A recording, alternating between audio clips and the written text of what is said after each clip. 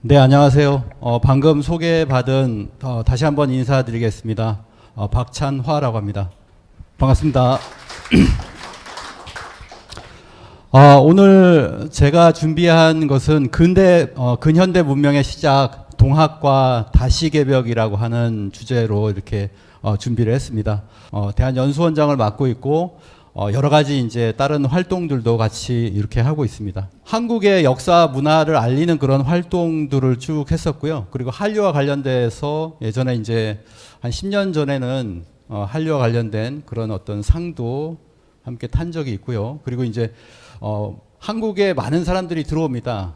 들어와서 경복궁이라든지 또는 국립중앙박물관 이런 곳을 이렇게 들어올 때 저희가 이제 가이드를 해드리기도 하고, 또는 해외에 나갔을 때 해외 한류 팬들 그리고 해외 많은 동포들이 계시잖아요. 그래서 독일 같은 경우에는 뭐 60년대 70년대 광부로 가시고 간호사로 가신 분들, 이런 분들이 있고, 그리고 한류 팬들이 굉장히 많아졌습니다. 그래서 코로나 이전에 이렇게 많이 갔었는데요. 그래서 이제 한류 팬들을 만나고 그분들에게 한국의 역사 문화를 알려주는 그런 활동들, 그리고 그분들이 알고 싶어하는 게 뭐 한류에 대해서 알려달라 이것은 아니고, 저보다 더 잘 알고 그분들이 알고 싶어하는 게 태극기에 대해서 알려달라, 이게 어떤 상징을 가지고 있느냐라고 하는 것을 알려달라라고 해서 그걸 알려줬던 그런 기억도 있습니다. 그리고 이제 코로나 한 3년 반이 지나가지고요. 이제 작년에 다시 한번 해외를 나가게 돼서 미국에 있는 동포들과 함께 역사 특강을 이렇게 진행을 했고요. 그리고 해외 동포 언론사 협회라고, 여기에서 이제 또 국내로 들어오셔가지고 그 해외 동포 언론사 분들에게 경주에 있는 우리 신라의 역사 문화, 그리고 이제 동학, 경주 용담정이 있잖아요. 동학에 대해서 알려드린 바가 있습니다.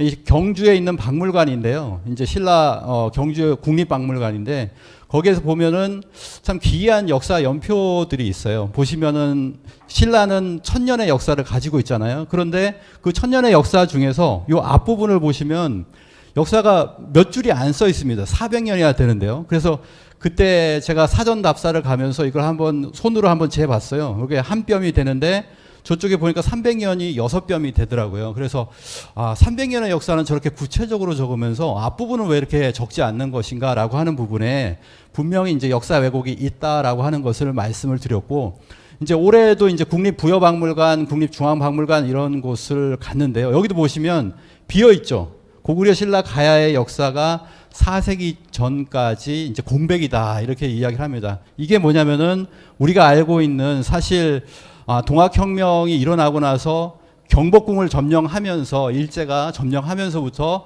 역사 왜곡이 사실 그때부터 이제 역사 왜곡을 준비하거든요. 그래서 일제의 식민사학자들이 우리 역사를 왜곡하기 시작하는데, 이런 삼국사기의 초기 기록 믿을 수가 없다라고 하는 이런 이론을 만들어냈습니다. 그래서 아까 보셨던 4세기까지의 우리 역사를 완전히 부정하는 그런 것이 있었는데, 100년이 지나도록 지금도 이렇게 우리 역사가 왜곡되어 있는 거예요. 그래서 경주박물관이 되었던 부여박물관이 되었던 간에 왜 우리 역사가 분명히 삼국사기든 삼국역사에 기록이 되어 있는데 그 기록된 것을 공백으로 만들고 있느냐라고 하는 것이죠. 이러한 문제들이 많이 있더라라고 하는 겁니다.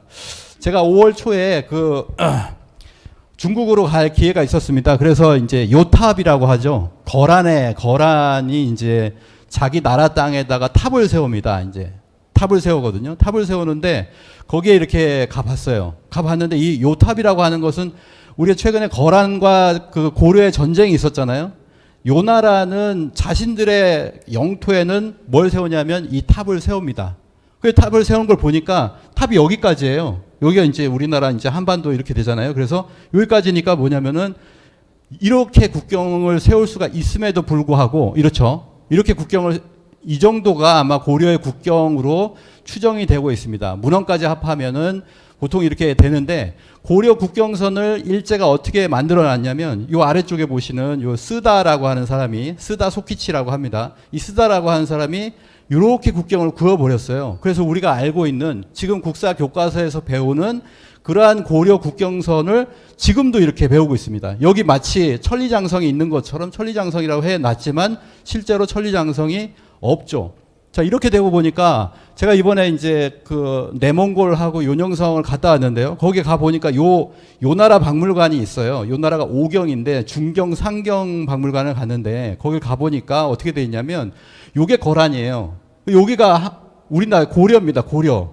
정확하게 구분이 되죠. 그러니까 뭐냐면은 우리 스스로가 역사가 이제 일제 식민사학에 의해서 왜곡된 고려 국경을 그어주니까 그 위까지를 그 거란의 그런 영토다 이렇게 이야기를 하고 있는 겁니다. 여기에서 뭐냐면 한반도 북부가 완전히 넘어가 버렸죠. 그래서 고려 시대에 500년 동안 이렇게 되어 버렸으니 뭐 여러 가지를 합쳐가지고 결국 동북공정이라고 하는 것, 그것이 이제 완성이 되는 순간이 아닌가라고 생각을 합니다. 지금도 이렇다는 거죠. 뭐 다른 지도도 여러 가지를 확인해 봤지만 결국 마찬가지였다라고 하는 겁니다. 이건 제가 그은 건데요. 요 위쪽이 요나라고 여기가 이제 고려라고 하는 것을 명확하게 이렇게 하고 있는 것이죠. 그런데 지금 보면은 지금 많은 논문에서 지금 이렇게 고려 국경이라고 하는 것은 저게 아니다. 지금 교과서에 있는 게 아니라 이렇게 여기 보면 심양이 있어요.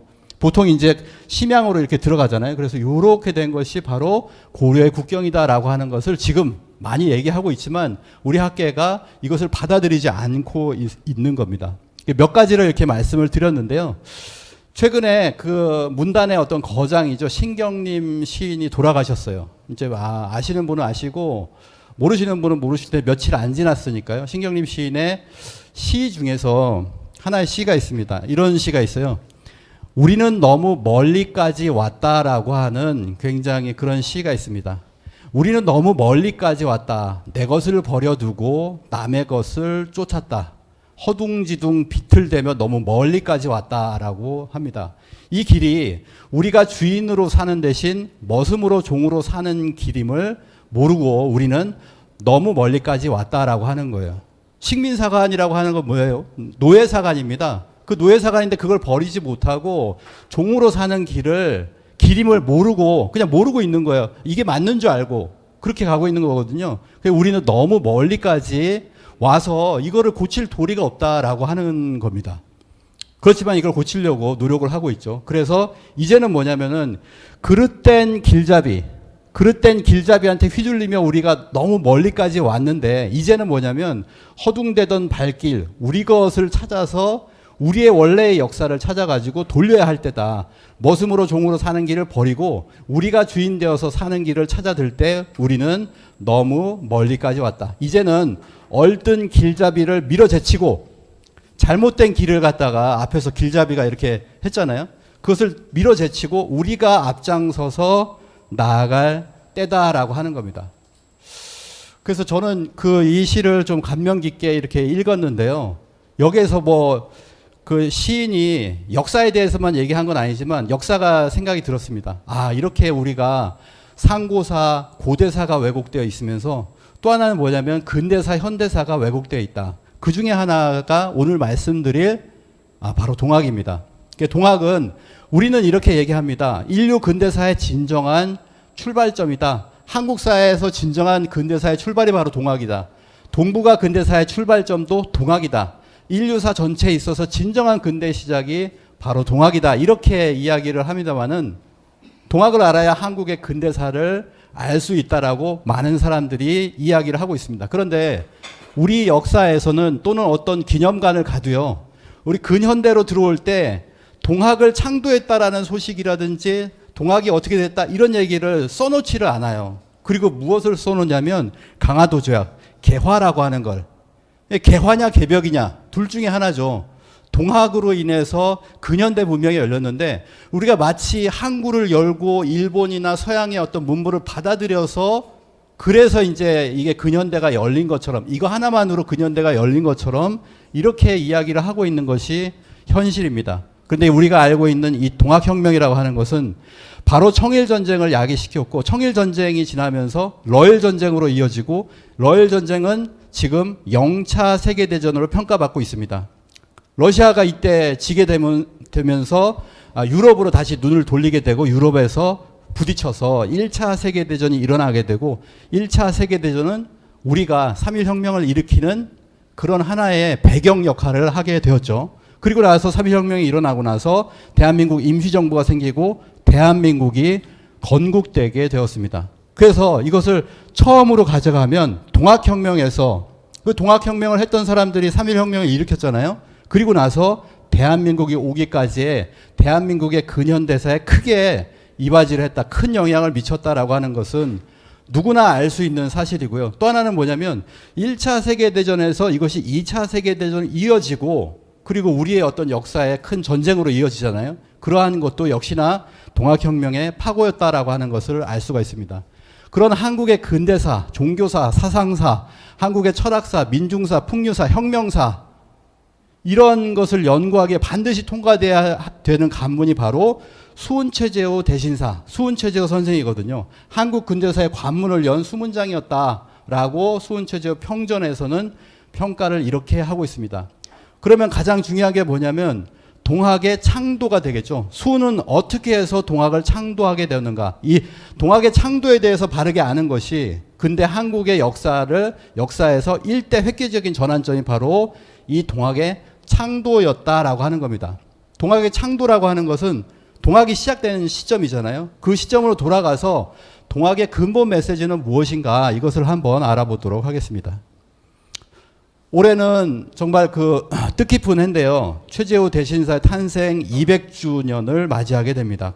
맞이했죠. 그리고 최재호 대신사의 서거 또 160주기이기도 합니다. 1824년에서 1864년 이렇게 사셨죠. 그래서 여러 군데에서 몇 군데 되질 않습니다. 언론에서 최재호 탄생 200주년을 생각한다라고 이렇게 이야기를 했는데요.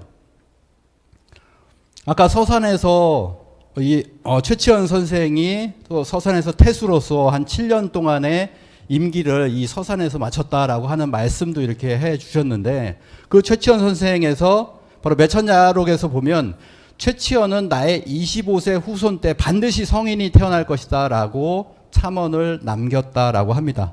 그분이 바로 고운 최치원에서 수은 최재호로 이렇게 그 25세 이후에 성인이 나게 되었습니다. 1824년 경주 현곡면에서 출생을 하셨는데 이렇게 경주에 보면은 이게 생가가 있잖아요. 이 생가인데요. 수는 1824년 경주 최부잣집 7대 손이자 영남에 이름난 유학자인 근함최옥과 그리고 한씨 부인 사이에서 태어나게 됩니다. 수는 서출이어서 학문을 배웠어도 벼슬길로 나설 수가 없었습니다. 그리고 나서 이제 태어나서 먼저 어머니가 돌아가시고 그 다음에 아버지가 돌아가시는 17세인가요? 그때 이제 두 분이 다 부모가 돌아가시고 나서 그리고 이제 울산에 있는 밀양 박씨 부인의 집으로 이제 들어가서요. 울산에서부터 그때부터 21세에 등짐을 지고 그런 민초들의 삶을 체득하는 10년의 삶을 살게 되었다. 조선 팔도를 돌아다니면서 민족의 참담한 실상을 목도하면서 탐관오리의 수탈로 가난과 고통에 허덕이는 백성들을 제도하려는 마음이 간절했다라고 합니다. 이게 1854년인데요. 이때 다시 울산으로 돌아왔을 때 이때 뭐냐면은 을묘천서 사건 1855년 이게 을묘년이잖아요. 이때 천서를 받는 사건이 일어나게 됩니다. 제가 울산에 가봤는데요. 울산 중구 유곡동에 보면은 수은최재호 유허지가 이렇게 마련이 이렇게 되어 있습니다. 그래서 54년 10월에 부인의 고향인 울산으로 다시 이사를 해가지고 여기서 살고 있었는데 누군가가 이때 여기에 찾아오게 되는 거죠. 네, 지금은 이렇게 썼는데 여기 이 자리에 어느 스님이 이렇게 찾아오게 됩니다. 을묘천서 사건, 금강산 유점사의 한 도승이 찾아가서 내가 이런 천서를 갖고 있는데 이것을 해석할 길이 없다. 한번 해석을 해 주십시오라고 이제 사라지죠. 그래서 이것을 3일 동안 공부해 보니까 이것은 기도와 수행을 하는 책이다라고 하는 것을 알게 됐습니다. 그래서 이걸 해석을 했다라고 하니까 그 스님이 유유히 갑자기 이렇게 이것은 당신을 위한 책이다라고 하면서 사라지게 됩니다. 3일 만에 해득을 하고요.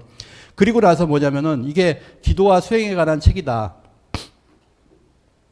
이 책은 기도의 가르침을 담고 있었다. 책 중에는 49일 기도라는 구체적인 표현이 된 기록이 있다라고 하는 얘기도 하는데요.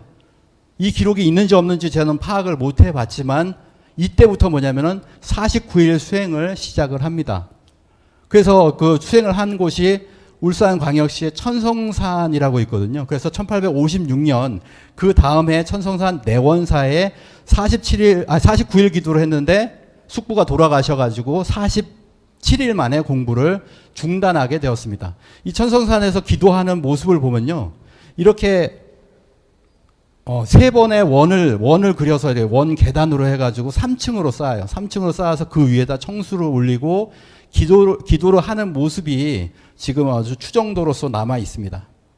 세 줄의 돌로 둘러싸여져 있었다. 자, 이것은 무엇을 상징을 하느냐? 지금 우리가 이제 아마 여기서 많이 공부를 해보셨을 거예요. 홍산문화라고 하죠. 이 홍산문화 우화량에 있는 제천단을 보면요. 3원 구조로 되어 있어요. 원을 그리고 있죠. 3원 구조로 되어 있고, 그리고 올라가서 제를 지내는 모습입니다. 5,500년 전에 배달국 시절에도 이렇게 제를 지냈어요. 예, 이렇게 제를 지냈습니다. 제가 이제 내몽골 홍산문화 박물관을 가보니까 조금 원시적으로 이렇게 그려놨습니다. 원시적으로 이렇게 막 그려놨지만 어찌됐든 하늘에 제를 지내는 곳이다라고 하는 곳을 명확히 하고 있었다라고 하는 거죠. 이게 쭉 이러한 전통이 이어져서 동학의 수은체조 선생이 그러한 어떤 3층 제단을 쌓고 기도를 했던 것처럼 고종황제도 뭐냐면 원구단을 이렇게 쌓았죠. 셋으로 3원 구조로 되어 있는 원구단을 이렇게 쌓게 됩니다. 이거 넘어갔네. 예.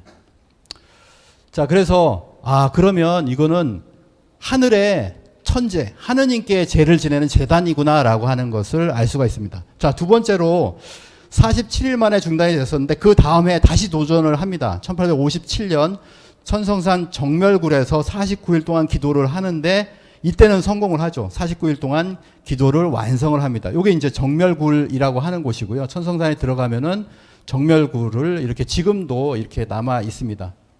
그리고 2년 뒤에 1859년 이때는 울산에서 이제 경주로 다시 돌아왔어요. 그래서 경주에 쭉 올라가다 보면 용담정이라고 하는 곳이 있는데 이 용담정에서 기도를 정진하게 됩니다. 그러면서 이름도 바꾸게 되죠. 원래 이때까지는 뭐였냐면 이름이 최재선이었습니다. 근데 최재우로 우매한, 어리석을 우자잖아요. 우매한 중생을 구제하겠다라고 하는 그런 어떤 각오로 이름을 바꾸신 것으로 보입니다. 그래서 정리를 하자면 세 차례 이 천주님께 기도를 했다. 세 차례 하느님께 기도를 하는데요. 1856년 천성산 내원암에서, 그리고 57년 천성산 정멸굴에서, 그리고 59년에서 60년 경주 용담정에서 기도를 이렇게 하게 되었죠. 49일을 계획해서 기도를 하는데 마음속에 항상 생각하는 것은 하늘님께서 뭔가를 내려주시기를, 천명을 내려주시기를, 명교라고 하잖아요. 천명과 가르침을 내려주시기만을 바랄 뿐이었다라고 동학경전에는 기록을 하고 있습니다. 그래서 결국에는 1860년 천상문답 사건을 이룩하게 되는데요. 수은최재우 대신사가 상제님을 만났다. 결국 그 천주님을 만났다라고 하는 사건이죠. 그래서 이게 경주 용담정의 수은 기념관을 가보니까 이것을 천사문답이라고 이렇게 해놨습니다. 나중에 한번 살펴보겠습니다. 천사문답, 천상문답. 그리고 천도교에서는 이 날을 천일이라고 해서 최고의 기념일로 삼아, 그래서 천일이 있고 지일이 있고 인일이 있어요. 이렇게 이제 여러 기념일이 있는데 가장 최고의 기념일이 되겠죠. 그래서 원래는 음력 4월 5일인데 천도교에서 지금은 편의사항인지 양력 4월 5일에 이렇게 기념을 하고 있습니다. 경주가 나온 위대한 어떤 동양 철학자 바로 범부 김정설이라고 하는 분인데요. 이분이 뭐라고 하냐면은 경신년 음력 4월 5일에 어마어마한 역사적 대사건이 경주에서 발생했다. 최재우는 하늘의 계시 1000개를 받았다. 역사적인 대강령이다라고 이렇게 이야기를 하고요. 최재우가 나타나 하느님의 참 모습을 증언했다. 신도가 재생했다. 이것은 정말 역사의 기적적인 약동이다라고 그렇게 극찬을 했습니다.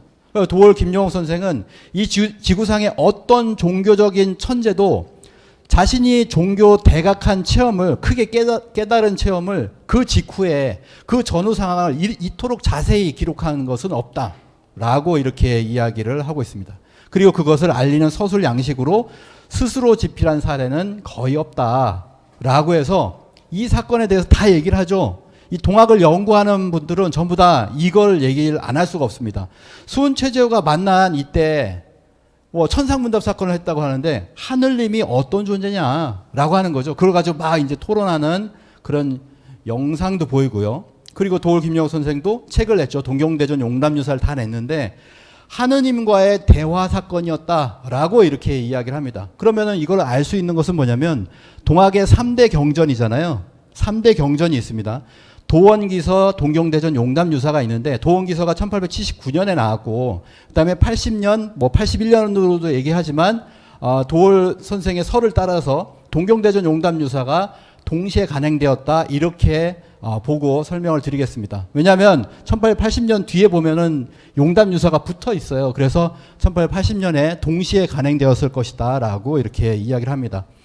동경대전을 먼저 보도록 하겠습니다. 여러 가지 판본들이 있는데요. 뭐 많은 판본들이 있다. 1880년부터 해가지고 여러 판본들을 찍어냈다. 이렇게 보시면 되겠고 이 동경대전은 포덕문, 논학문, 수덕문, 불연기 한문으로 되어 있습니다. 이 중에서 포덕문을 한번 보도록 하겠습니다. 자, 포덕문에는 보면 이 음력 4월 5일에 있었던 천상문답 사건을 이렇게 기록을 하고 있어요. 뜻밖의 4월에 마음이 선뜩해지고 몸이 떨려 병인 듯한데 증세를 알지 못하겠더라.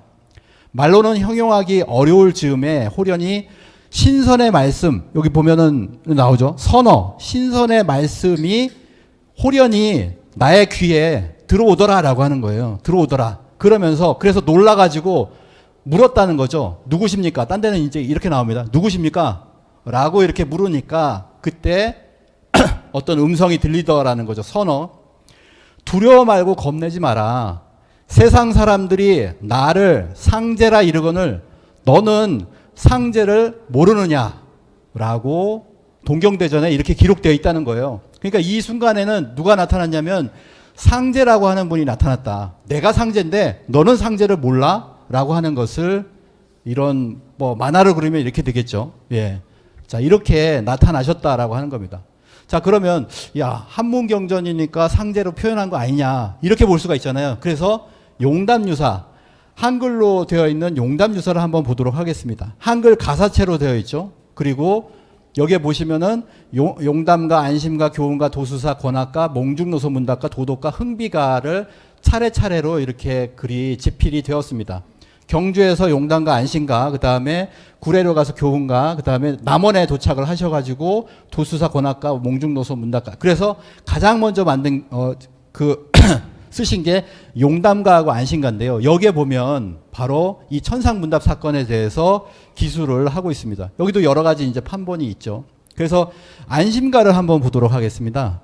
자, 안심가에 보면 4월이라 초 5일에 4월 5일이 되었는데 이게 꿈인지 이게 잠인지 천지가 아득해서 정신을 수습을 못하겠다. 공중에서 뭔가 외치는 소리가 천지를 진동하는데 집안 사람들이 거동에 대해서 얘기를 합니다. 집안에 있었잖아요. 자식들이 있는데 자식들은 어디 가냐면은 막 울고 있어요. 구석마다 끼어가지고 막 울고 있습니다. 그러니까 아버지가 뭐 하늘에서 무슨 음성이 들린다고 하면서 막 놀라 자빠지고 그러니까 이게 뭐 저 아버지가 미쳤나 하고 이게 자식들이 막 우는 거예요. 그리고 댁의 거동, 부인 댁의 거동은 뭐냐면은 부인은 치마가 엎어지면서 자빠졌다. 부인도 자빠진 거예요. 자, 이런 그 굉장히 큰 그런 어떤 상황 속에서 공중에서 외는 소리가 들렸다라고 하는 거죠. 똑같습니다. 물고물공 하였어라. 두려워 말고 겁내지 마라. 호천근골 상제님을 네가 어찌 알까 보냐.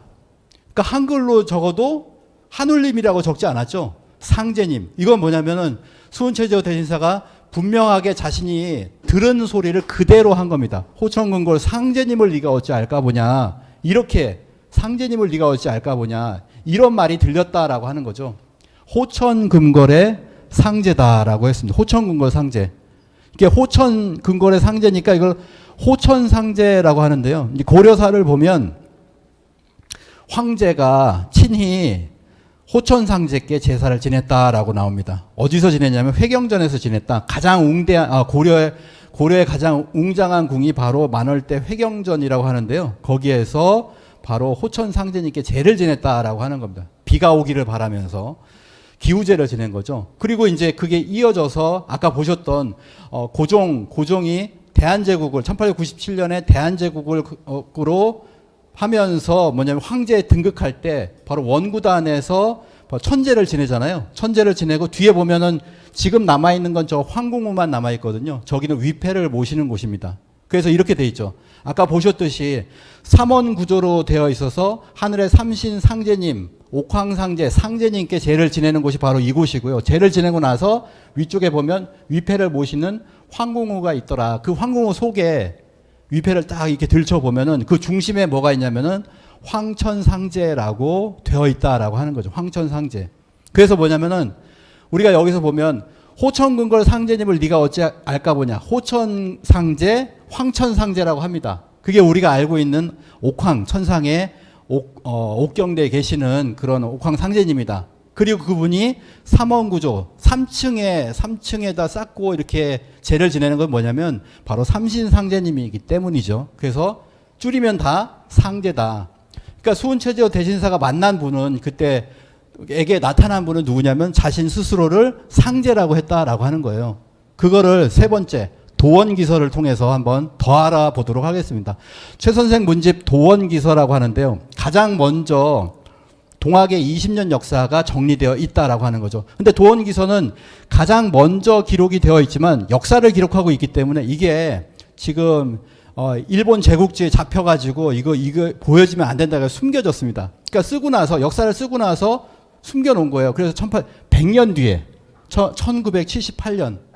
1978년에 공개가 되었어요.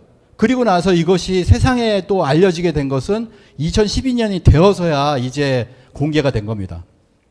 자, 그래서 여기 보면 이 도원기서를 보면 상제와의 만남에 관한 기록은 수훈 자신의 기술보다 대선생 주문집의 기술이 이 도원기서의 기술이 훨씬 더 자세하고 생생하다. 결코 무시할 수 없는 진실을 내포하고 있다. 용담유사 동경대전 아까 보셨잖아요. 동경대전은 아까 세인이위와 상제열 여부지 상제야 딱 두 번 있습니다. 용담유사는 보면은 호천근골 상제님을 해가지고 또 다른 구조에 두 번, 세 번 있고요. 도원기서는 몇 번 있냐? 상제님이라고 하는 용어가 18번이나 있는 거예요. 아, 무슨 일이 있길래 이렇게 많이 기술을 했을까? 자, 공중에서 들리는 소리가 누구입니까? 라고 하니까 순체조선이 누구십니까? 라고 하니 상제께서 내가 바로 상제다. 너는 상제를 모르냐? 라고 이렇게 했습니다. 그러니까 너는 백지를 펴라. 나의 부도를 받아라.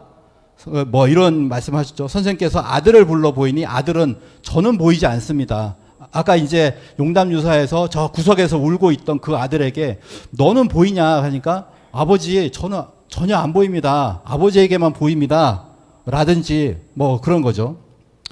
자, 그래서 도원기서엔 이렇게 나옵니다. 왜 18번이나 상제가 기록이 되었냐? 최수훈에게 대한 상제님의 신교는 이때 단 한 번의 만남이 아니었다라고 하는 거예요. 그거를 3년 동안 지속적으로 나타났다라고도 이렇게 도원기서에서는 기록을 하고 있습니다. 정리를 하면 3대 경전이 있어요. 동학에. 동경대전, 용담유사, 도원기서를 보면 이 음력 4월 5일에 동학을 창도하게 된 배경이 된 이 사건에서 나타났던 그 존재는 자신을 뭐라고 하냐?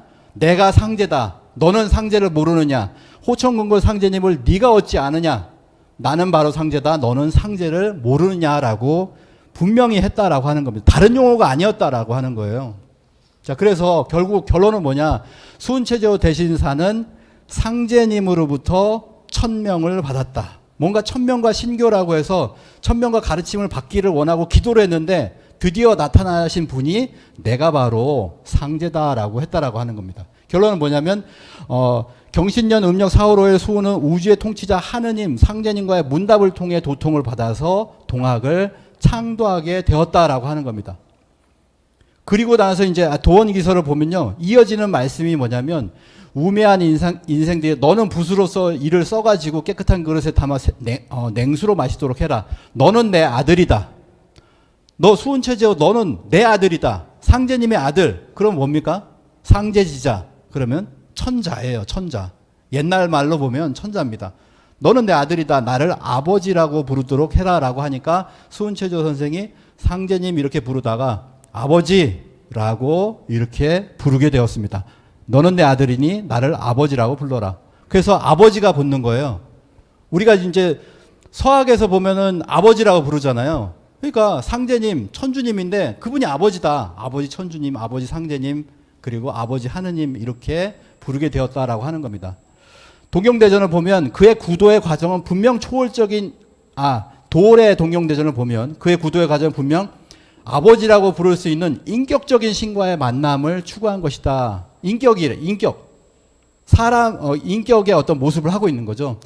수은이 상제와 만나 대담하는 광경은 인격적인 관념을 뚜렷이 드러내고 있다. 그러니까 이 동학의 무국대도의 출발점이 인격신과의 만남이었다는 사실이야말로 동학의 성격을 규정짓고 있는 것이다. 근데 이 동학의 성격이 뒤로 가면서 바뀌게 된다고 하는 겁니다. 그래서 동학은 분명히 배웠는데 우리가 교과서에서 배우고 했지만 인내천 알고 동학혁명 알고 수은 최재호 전봉준 해월 최시영 알지만 동학의 수은 최재호에서 창도하게 된 것을 유불선 이렇게 짬뽕해가지고 만들었던 종교의 천재 이런 식으로 나오고 있다라고 하는 거죠. 그게 아니라 뭐냐면은 상제님이 나타났다. 천명을 내렸다. 그런데 우리는 왜 이 상제님에 대해서 알지 못하게 되었는가라고 하는 겁니다. 여기에 동학에 왜곡이 있다라고 하는 거죠. 시천주라고 했는데 이게 뒤에 인내천으로 바뀌어버린 과정들이 있습니다. 동학사상이 시천주에서 인내천으로 바뀌게 되었다. 그래서 도원기서에 보면은 수은최재호 선생이 자신의 동학의 도가 왜곡될 것을 이미 얘기를 했어요. 이렇게 이야기를 합니다. 개벽 이후로 세상에 혹시 상제님을 친히 모시고 문답하고 가르침을 받은 사람이 있었느냐? 내가 헛된 말을 하는 것이 아니다. 세상이 혹 그렇지 않다고 하여 헛된 말로 알면 그것은 각기 운이다. 각기 너의 운이다. 나는 이렇게 얘기를 했는데 분명히 이렇게 얘기를 했는데 이게 뒤에 가면은 바뀔 수도 있는데 그거는 너의 운이다라고 하는 겁니다. 나는 분명히 얘기했어라고 얘기를 한 거죠. 그게 다른 점이 뭐냐면 수은 최재호 대신사는 상제님을 친견을 하게 돼요. 직접 보고 나는 들었다라고 하는 것을 얘기함에도 불구하고 이 상제에 대한 체험이 없는 그 상제의 체험이 단절된 상태에서 그걸 이어받으신 분들이 그때 상황이 있잖아요. 그때 필요했던 그 상황 여러 가지. 그래서 그때는 뭐냐면 상제 천주보다 내가 하늘이라고 하는 인본주의 사상이 더 필요했는지도 모르겠습니다. 사회적으로는. 그래서 인시천, 양천주 그리고 손병희 선생의 인내천으로 바뀌게 된다라고 하는 거죠. 그렇지만 원래 수은 최재호 선생의 메시지는 아니었다라고 하는 겁니다. 하늘림으로 변질. 자, 그래서 경주 용담정 아래 수은 기념관을 가보면요. 아까 말씀드린 천사 문답 사건으로 되어 있는데 분명히 상제님과 문답을 했잖아요. 근데 하늘님과 문답을 했다. 이렇게 나옵니다. 용어를 바꿨죠. 하늘님과의 문답. 이렇게 되니까 뭐냐면 이게 인격신인지 뭔가 이렇게 영적인 뭐가 되는지 그걸 알 수가 없게 만들어지는 그런 용어였다라고 하는 겁니다. 울산에 가도 마찬가지입니다. 울산에 동학관을 들어가면요.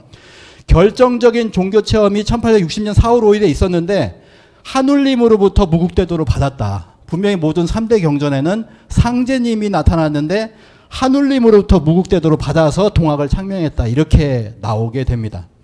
자, 그러면 하늘님이라는 용어는 어떻게 나왔냐? 1912년에 우리가 잘 알고 있는 것처럼 훈민정음 28자에서 4글자가 빠지게 되죠. 그 중에 아레아가 있습니다. 아레아. 그래서 원래는 뭐였냐면 점이 있었잖아요. 하늘님 이렇게 돼 있잖아요. 이 하늘님을 이것이 바뀌어가는 과정 속에서 뭐냐면 여러 가지를 쓰다가 한 울림을 쓰게 됐다. 이게 천도교의 공식 지금 호칭이죠. 근데 기독교는 뭐냐면 그때 당시에 야, 이거 하느님, 여기 원래 고유의 어떤 하느님이 여기선 모시고 있는데, 그런 신앙을 하고 있는데, 그거를 우리가 성경에 있는 그 하느님, 이게 합치면은 여기서 대박을 터뜨리겠다. 그래서 이제는 뭐냐면, 하나님은 기독교에서 가져가게 됩니다. 그리고 천도교는 한 울림을 가져오는 거죠.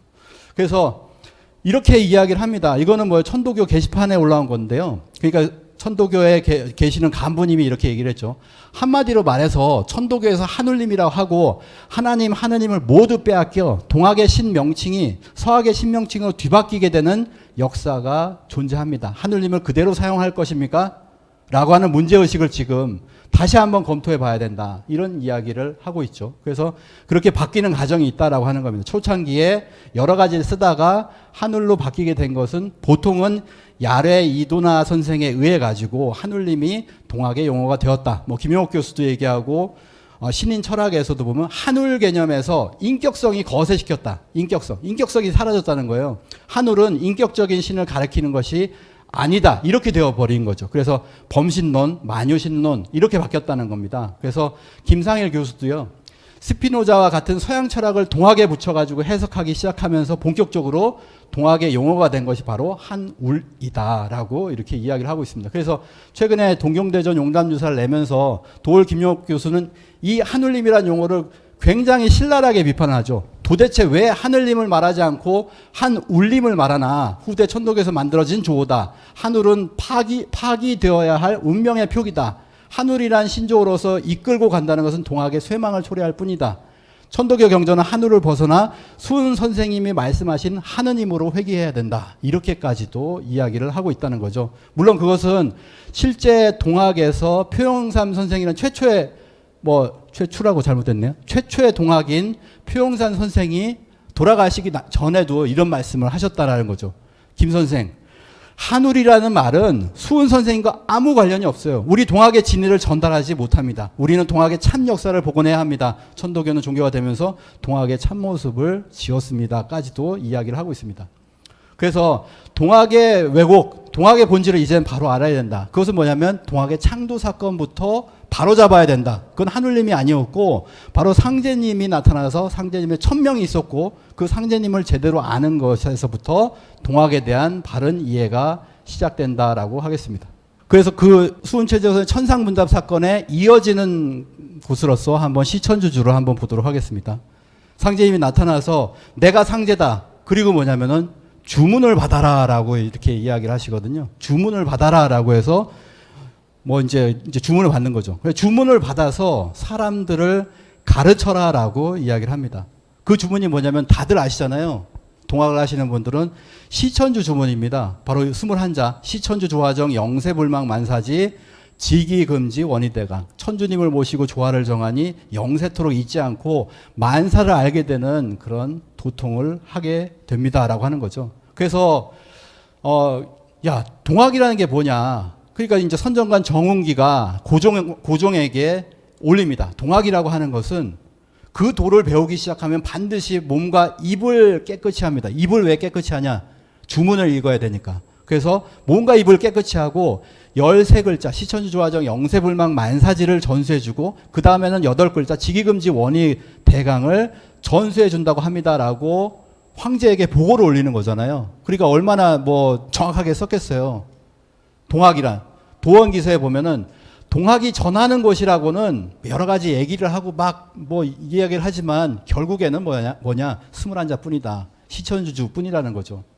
오는 사람 설득해서 37자 시천주 주문을 전해주니 여기서부터 그냥 끌러지는 거 아니냐라고 하는 겁니다. 그러니까 동학이라고 하는 건 동학의 핵심은 바로 이 시천주 주문에 있거든요. 그러니까 선보영이 선생이 들어올 때도 49일 동안 시천주 주문을 읽고 동학이라고 하는 거에 각성을 하게 돼서 동학에 입도를 하게 되고, 그러니까 가장 중요한 건 동학을 한다. 내가 동학을 이해한다라고 하는 분은 이 시천주 주문을 읽어봐야 되는 겁니다. 매일매일 읽어야 되는 거죠. 그래서 제가 영상을 하나 준비한 게 있는데요. 영상을 짤막하게 3개를 한번 보도록 하겠습니다. 예전에 동학 드라마가 있었어요. 그 드라마에 나오는 부분 한번 보도록 하겠습니다.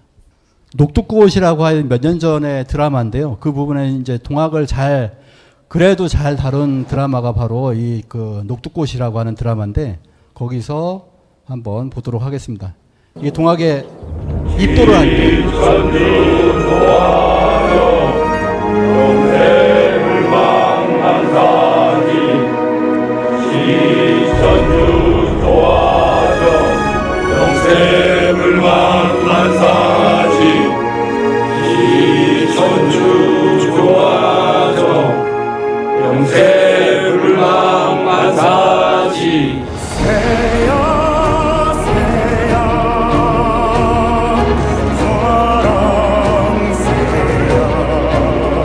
다음 영상을 한번 보도록 하겠습니다.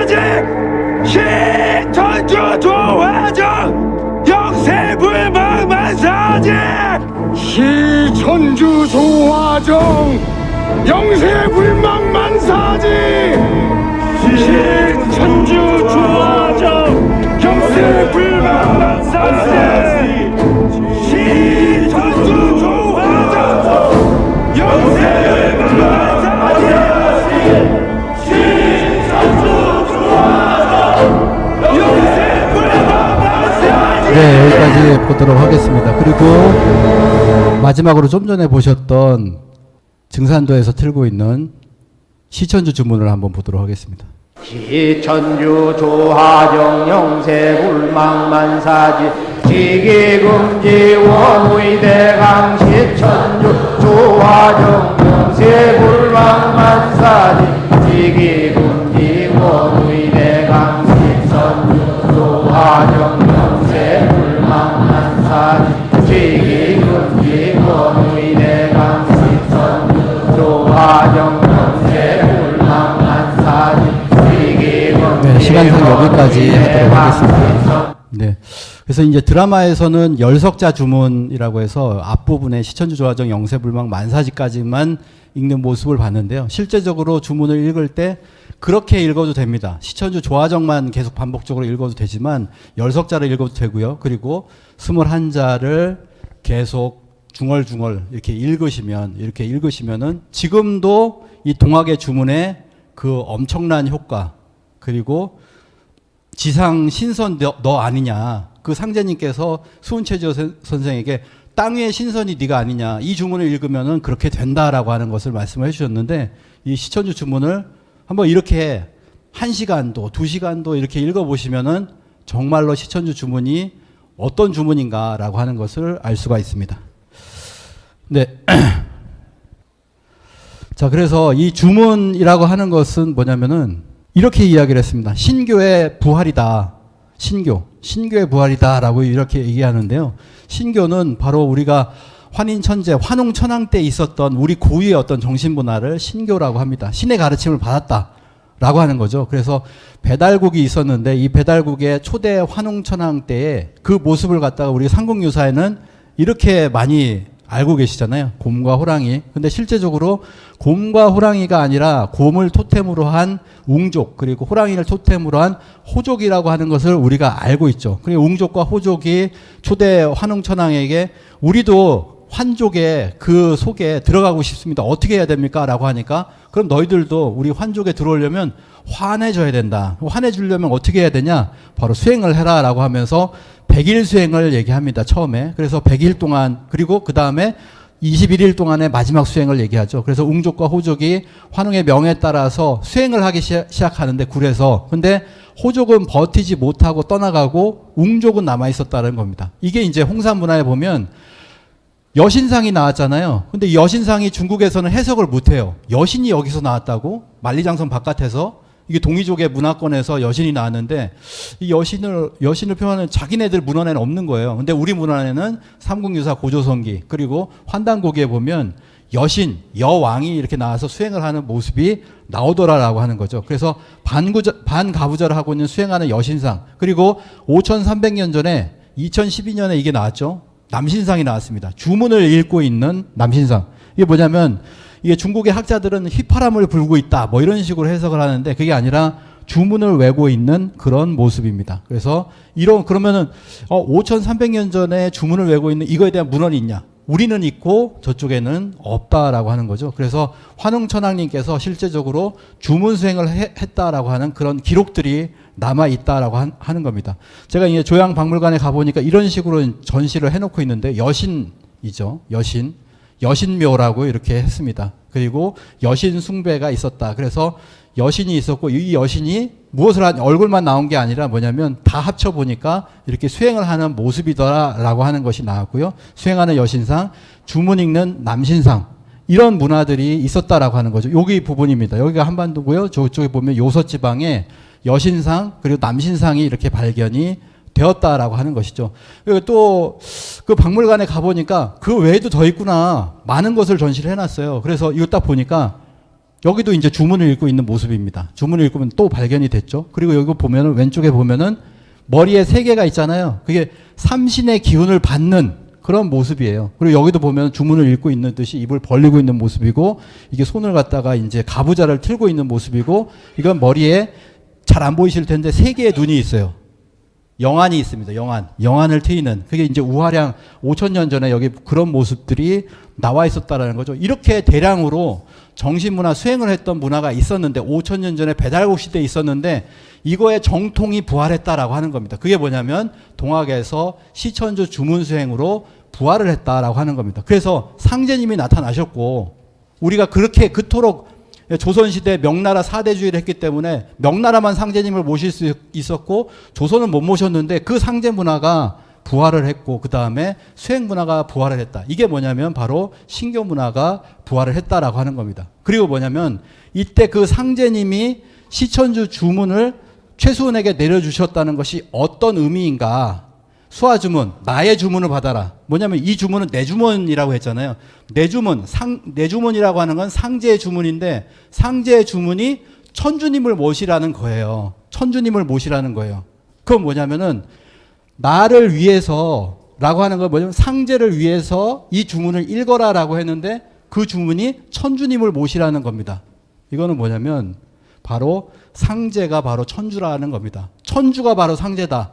우리가 알고 있는 천주님이 뭐냐면은 바로 동양에서 상제님이다라고 하는 것을 이야기하고 있습니다. 또 하나는 뭐냐면 용담유서에 보시면 아까 보셨듯이 상제님과 수은체제의 대신사가 정신적인 교류를 하고 있는 가운데 하느님이 분부하신다. 다른 분이 나타난 게 아니에요. 한 구절에서 이렇게 씁니다. 그건 뭐냐면 상제님이 바로 하느님이다, 하늘님이다 라고 하는 것을 이야기를 하고 있는 거죠. 그래서 하늘님이 분부하신다. 그 상제님과 또 다른 이가 나타난 게 아니라 하늘님이 바로 상제님이고 상제님이 바로 천주님이다라고 하는 동서신간의 통일을 얘기하고 있는 것이 바로 동학이다. 모든 종교의 결론은 결국엔 모든 각기 종교마다의 어떤 하느님이 계신 게 아니라 그분은 한 분이고 그 한 분이 오신다는 걸 얘기하고 있다라고 하는 거죠. 그래서 상제 문화의 부활, 수행 문화의 부활, 동서 종교의 통일을 얘기하고 있는 것이 바로 동학이다. 그래서 마테오 리치 신부님이 천주교를 들어올 때, 우리나라 이제 중국, 그러니까 동양 문화권에 들어올 때 동양 문화를 살펴보니까 사서오경 다 살펴보니 우리가 서양에서 말하는 그 천주님이 야 여기서는 상제더라라고 하는 것을 얘기를 했지만, 천주교 카톨릭 문화에서 뒤로 가면서 이러한 어떤 선언, 마테오 리치 신부님이 했던 선언을 자꾸 뒤로 없애버렸거든요. 그런 어떤 문화가 있었다라고 하는 거죠. 그래서 이제 3, 4년간의 공생애가 있습니다. 61년에서 64년. 주문을 받아서 이제는 사람들을 가르쳐라라고 하는 거죠. 포덕천하. 너 역시 이 주문을 가지고 장생할 수 있다. 오래 살 수 있으니 천하에 덕을 펼쳐라라고 했습니다. 그래서 상제님으로부터 이런 천명을 받고서 1년 동안 수행을 계속하여 상제님께 영부, 주문수행법, 교리 등을 1년 동안 정립을 하고, 그때부터 많은 사람들이 찾아오게 되는 거죠. 그래서 그런 과정을 통해서 1861년 6월부터 포덕을 시작하고 시작하고 조직을 만들게 되었습니다. 그래서 그 조직이 전국에 이렇게 퍼지게 되었고, 이렇게 되자 정부에서 체포를 하게 됩니다. 1863년 12월 10일 용담 골짜기의 어사출도 명령과 함께 서울에서 내려온 아까 그 사람 선정관 정운기, 고종황제께 동학이 무엇이다 보고한 정운기에 의해서 체포가 되고 서울로 이렇게 올라가려고 하다 보니까 철종이 돌아가신 거예요. 그래서 다시 내려가라라고 해서 대구 감형에서 처형을 당하게 됩니다. 그래서 차명을 당했을 때 망나니의 칼이 그의 수은체제의 목을 쳤으나 그 목은 꿈쩍도 하지 않았다. 3번을 내리쳤으나 베어지기는커녕 상처도 내지 못하고 그 자리에 있던 서헌순을 비롯한 모두가 놀라고 두려움을 금치 못하였다라고 합니다. 그러면서 서헌순이 뭐라고 하냐면 그대의 차명은 어명이니 좀 받아주시오 제발 라고 이렇게 얘기를 하는 거죠. 어명을 따라주시오 호소를 하자 나라님 명이 중하지만 나는 하늘님의 명에 따른다 라고 하면서 청수를 모셔와라 라고 해서 마지막으로 청수를 모시고 상제님께 기도를 하고 그 다음에 목을 내밀게 됩니다. 그래서 목이 베어지니 41세의 나이였다라고 하는 거죠. 그래서 1860년에 수은체제오 선생은 천상문답 사건을 통해서 득도를 하게 되고, 그리고 1년 동안의 수행을 통해서 밖으로 이제 포덕을 하게 3년 동안의 그런 공생의 생활을 하시다가 1864년에 돌아가시게 관덕정에서 참수를 당하게 되었다라고 하는 겁니다. 마지막으로 이제 다시개벽, 지금 시간이 많이 없는데요. 다시개벽. 바로 이 동학의 그런 메시지는 뭐냐. 처음이 시천주고요. 두 번째가 뭐냐면 다시개벽이 온다. 예전에 개벽이 있었고 앞으로 개벽이 온다라고 하는 겁니다. 그것이 뭐냐면 12제국의 괴질운이다. 전 세계에 괴질병이 퍼진다라고 하는 거예요. 근데 지금 뭐냐면 0.1% 다시개벽이 일어났습니다. 그게 뭐냐면 바로 코로나죠. 코로나가 3년 반이 있었는데 우리가 잘 알고 있듯이 스페인 독감이 100년 전에 있었을 때 5천만 명이 사망을 했는데요. 그 이후에는 뭐냐면 100만 명에서 우리가 알고 있는 신종플루 10,000명, 메르스를 통해서 800명, 그 다음에 사스를 통해서 800명 정도가 사망을 했습니다. 그런데도 굉장히 우리가 기억이 나잖아요. 사스, 메르스. 그런데 코로나는 3년 동안에 750만 명 정도가 사망을 했거든요. 엄청난 대사건이죠. 100년 만에 이런 사건이 일어났다. 이제 뭐냐면은 실제 개벽으로 들어간다라고 하는 겁니다. 그래서 아동방에 3년 괴질이 있다. 근데 그 3년 괴질의 어떤 샘플이라고 모범 그 예시가 바로 이 코로나가 아닌가. 3년이 있었잖아요. 그래서 앞으로 우리 동방에서 시작하는 3년 괴질이 있는데 이것이 바로 개벽이다라고 하는 것을 얘기하고 전봉준 장군이 잡혔을 때 문초를 당하죠.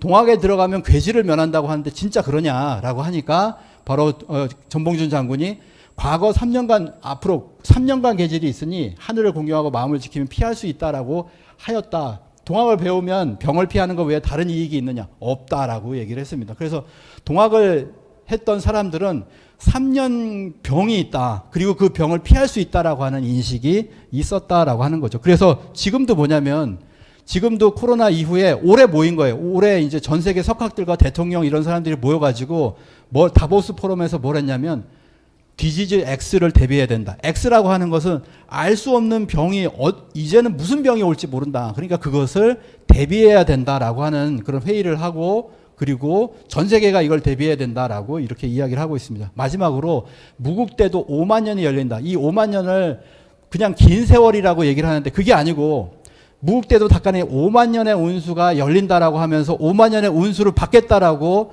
동학 신도들이 이렇게 머리띠를 하고 있었는데요. 개벽 후 5만 년에 수운체제후 네가 처음이다. 그 상제님의 말씀이 개벽 후 5만 년에 네가 처음이구나. 근데 앞으로 5만 년이 있다라고 하는 그것을 얘기하거든요. 그러니까 동학이 10만 년을 얘기했다라고 하는 겁니다. 개벽 후 5만 년이 있고 이 5만 년이 있고 이거는 지나간 5만 년 그리고 앞으로 개벽 이후에 5만 년이 있다라고 하는 것. 우리에게 이제 5만 년이 있는 거죠. 근데 실제적으로 뭐냐면 현생 인류가 5만 년 전에 출현했다라고 하는 걸 공통적으로 얘기를 해요. 5만 년 전에 갑자기 출현했다. 이 개벽이죠. 개벽 이후에 5만 년 전에 출현했다라고 하는 겁니다. 인류가 출현하고 지금 책도 이렇게 있잖아요. 5만 년의 역사, 인류의 역사는 5만 년의 역사라는 겁니다. 5만 년이 흘러왔다. 개벽 후 5만 년의 수운체제후 네가 처음이다. 앞으로 개벽 5만 년이 열린다라고 얘기를 하는데 코스모스 다큐에서 과학자들이 뭐라고 얘기하냐면 간빙기가 앞으로 5만 년 더 있다 이렇게 얘기하거든요. 간빙기 말고 간빙기는 빙하기하고 빙하기 사이잖아요. 사이간자잖아요. 그러면 그 다음은 빙하기잖아요. 빙하기는 못 살아요. 그러니까 사람이 살 수 있는 게 앞으로 5만 년 더 있다라고 하는 것을 과학에서도 얘기를 합니다. 그러니까 뭐냐면 개벽 후 5만 년, 다시 개벽 5만 년지 운수. 동학은 20만 년을 얘기했는데 이게 이제 뒤로 가면은 뭐냐면 그 전에 개벽은 선천 개벽이었고 선천 5만 년이 있고 이제는 뭐냐면 다시 개벽 후천 개벽이 있다. 이게 앞으로 미래에 있는 거거든요. 후천 개벽이 있고 앞으로 5만 년의 운수가 열리게 된다라고 하는 겁니다. 동학의 시간과는 이렇게 해서 10만 년을 얘기하는데 여기에 덧붙여서 이 증산도에서는 우주 1년에 간빙기 5만 년 5만 년에 빙하기라고 하는 거, 이 빙하기가 얼마냐라고 하는 것을 얘기를 해요. 근데 지금 시간이 없기 때문에 이 빙하기는 과학적으로 이렇게 밝혀집니다. 이렇게 해가지고요. 빙하 코어를 조사를 해보니까 남극에서 두 군데를 조사를 하죠. 똑같이 나와요. 보스토크 호수에서는 어떻게 나오냐. 3,700m를 뚫었더니 42만 년 동안에 4번의 빙하기와 간빙기가 있더라라고 하는 것이 빙하기 간빙기가 주기적으로 이렇게 왔습니다. 주기적으로 오는 거죠. 빙하기는 뭐냐면 이게 내려오는 게 빙하기예요. 이제 간빙기는 이제 더워지니까 얼음이 이제 조금 어느 지역에만 있는 거죠. 자, 이게 주기적으로 왔다. 남극 돔시기지를 보면 여기가 돔시기지 남극에 있습니다. 여기 가면 80만 년의 그래프가 나옵니다. 80만 년 동안에 80만 년에 오르락 내리락 하잖아요. 주기가 있다라는 거예요. 빙하기 간빙기가 주기적으로 오더라라고 하는 것을 얘기하고 있습니다. 우리는 어디에 있냐?